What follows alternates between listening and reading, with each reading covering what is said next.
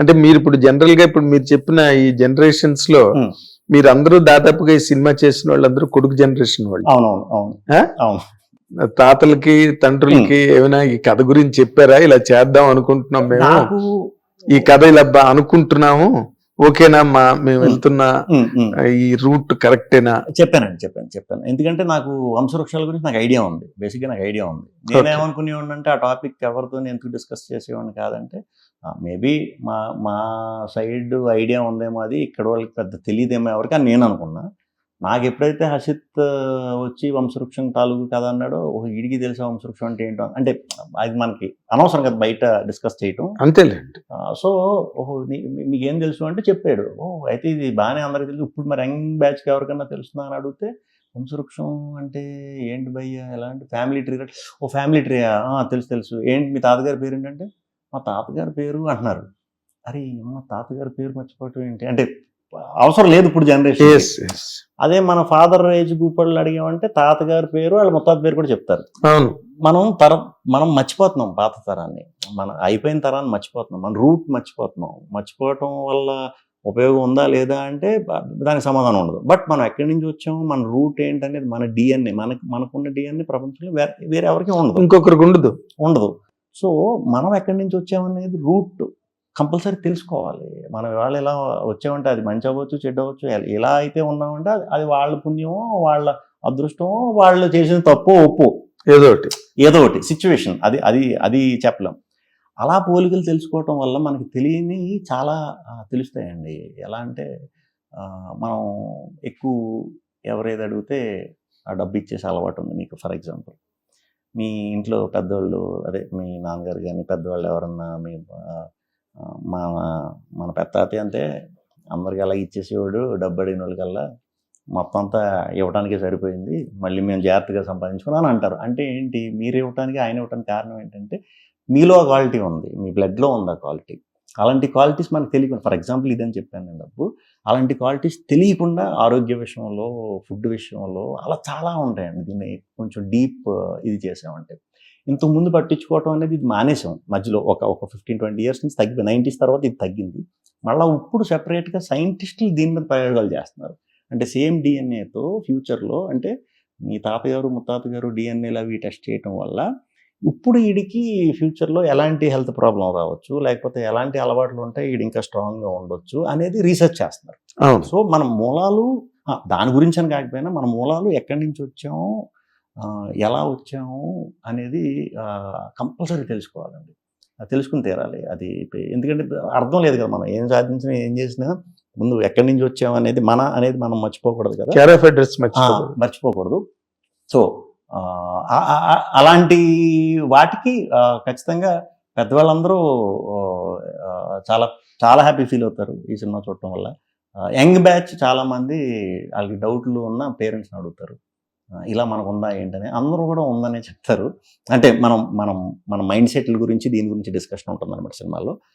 మగాళ్ళు మంచోళ్ళు ఉంటారు, పొగరోళ్ళు ఉంటారు, అన్ని రకాల వాళ్ళు ఉంటారు, సేమ్ ఆడవాళ్ళు కూడా వాళ్ళందరూ ఉంటారు. సో ఈ స్ప్లిట్స్లో మనం ఇన్ని క్యారెక్టర్లు చేయడం వల్ల ఒక్కొక్కడికి ఒకటి పెట్టామన్నమాట. ఆ పెట్టడం ఏంటంటే బాబూతి మహారాజు డిఎన్ఏ అనమాట వీళ్ళందరికీ. సో ఒక్కొక్క లక్షణం ఒక్కొక్కడికి వచ్చింది అన్నట్టు అనమాట. ఇవన్నీ కూడా ఇన్ డీటెయిల్ వెళ్ళినప్పుడు అండర్లైన్గా ఉంటాయి. ఓకే. బట్ ఈ కథ నాకు తెలిసినంత వరకు ఏదో స్త్రీ స్వామ్యమా, పురుష స్వామ్యమా, మాతృస్వామ్యం, పితృస్వామ్యమా అన్నది, ఈ రెండింటిని బ్యాలెన్స్ చేశారండి బాగాను. 100%. అంటే నార్మల్ గా మనందరం ఎక్కువగా తల్లుల వైపు ఉంటాం, అమ్మంటే ఇష్టం. పర్ఫెక్ట్ బ్యాలెన్స్ చేసాం. అంటే ఇంకా చెప్పాలంటే తల్లులకే ఒక మెట్టు ఎక్కువలో పెట్టాం. బట్ అది పర్ఫెక్ట్ బ్యాలెన్స్ అయింది. ఇది రాదు, మనం డీప్ వెళ్ళిపోయి చూసినప్పుడే కొంచెం ఎక్కువ పెట్టామా ఆడవాళ్ళు అన్నట్టు అనిపించవచ్చు. బట్ అలా ఉండండి, ఈక్వల్ బ్యాలెన్స్. అంటే ఎక్కువ పెడితే పర్లేదు, తక్కువ చేస్తేనే అదొక ఇష్యూ కింద తయారవుతుంది. మహిళా సంఘాల వాళ్ళు వెంటనే మాతృస్వామ్యం, మా విలువలు తగ్గించిన స్వాగ్ శ్రీ విష్ణుని వెంటనే.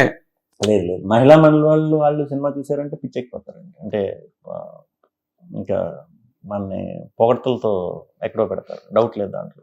అవునా? ఫుల్లీ సాటిస్ఫై అయిపోతారు, ఫుల్ టు ఫుల్. అంటే నాకు మీరు సామాజిక టైంలో నేను ఇంటర్వ్యూ చేసినప్పుడు మాట మీకు నాకు పందెం నడిచింది. అంటే నవ్వకపోతే నేను టికెట్ డబ్బులు తిరిగి ఇచ్చేస్తాను. మీరు చేసిన ఛాలెంజ్ బాగా పే చేసింది. సామాజిక the biggest hits of light కదా. ఇప్పుడు ఈ సినిమాని అలా పందెం కాయగలరండి మీరు? అది ఇంకా పెద్ద పందెం వేస్తాను. ఇంకా పెద్ద పందెం. సామాజిక నవ్వు ఒకటే కాదు, సామాజ నవ్వు ఒకటే, దీంతో మొత్తం అన్ని రకాల ఎమోషన్స్, ఒక యాక్షన్ తప్ప, బీభత్సమైన ఫైట్లు తప్ప ఆల్ ఎమోషన్స్. ఫైట్లు ఆడమగ అన్నప్పుడు ఫైట్ బాగోదు కదండి. ఆడమగకి ఫిజికల్ మామూలుగానే ఫైట్, మనం బుద్ధి బలంతోనే గెలవాలన్నమాట. సో ఆ రూట్ ఎంచుకున్నాం, మగాడి బుద్ధి బలంతో గెలవాలి.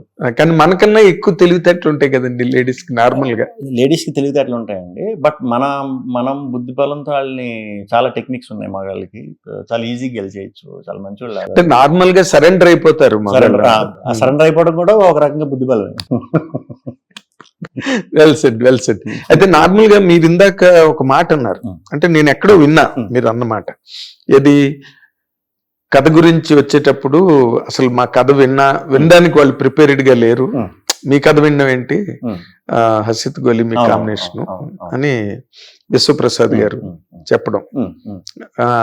కథ చెప్పకుండా ఎలా టేకప్ చేశారండి ఈ సినిమాని? నా మీద ఆ చిత్రం విపరీతమైన నమ్మకం అండి, విశ్వ గారికి విపరీతమైన నమ్మకం. అంటే మాకు అడిషనల్ బడ్జెట్ ఇచ్చిన దాంట్లో 75%తోనే మేము సినిమా చేస్తాం. ముందు సినిమా ఇది మామూలుగా అయితే అందరూ మామూలుగా చెప్పేసుకుంటారు కదా, ఇది అలాగా మనం అలా చెప్పుకునే బ్యాచ్ కాదు. సో అక్కడి నుంచి ఆయన మమ్మల్ని అబ్జర్వ్ చేయడం మొదలు పెట్టారనమాట. మా లైన్, మేము వెళ్ళే ప్రాసెస్, మేము చేసే వర్కింగ్ స్టైల్, ఇదంతా విపరీతంగా ఆయనకి బాగా కనెక్ట్ అయింది.